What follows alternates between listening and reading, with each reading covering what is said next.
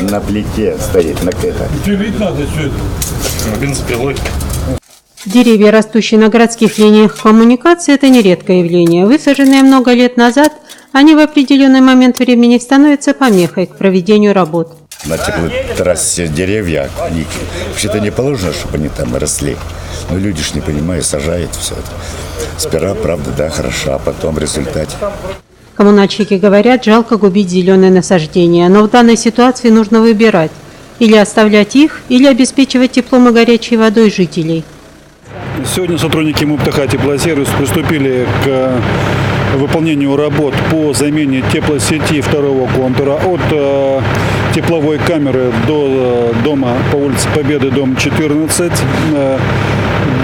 Замена идет как системы теплоснабжения, также и будет меняться система горячего водоснабжения. Работать приходится в непростых условиях. Мощной технике сложно разворачиваться на проезжей части, к тому же заставленной автомобилями, но работы продвигаются.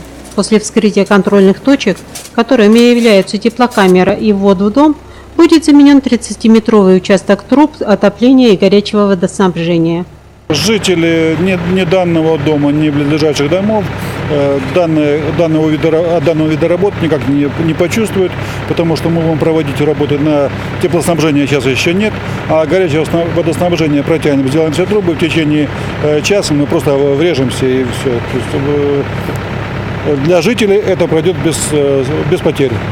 Отсутствие горячей воды в течение 1–1,5 часов – это небольшое неудобство, которое можно спокойно пережить, зная, что в результате проведенных за это время работ повысится надежность подачи тепла в зимний период. В течение недели мы проведем эти работы и будем в готовности к проведению пробных топок на предприятии. И для того, чтобы окончательно сформировать отчет и паспорт готовности городского округа к зимнему периоду эксплуатации. Комплексом ремонтных работ, которые ведутся возле дома по адресу Победы, 14, специалисты предприятия «Теплосервис» планируют завершить подготовку к предстоящему отопительному сезону.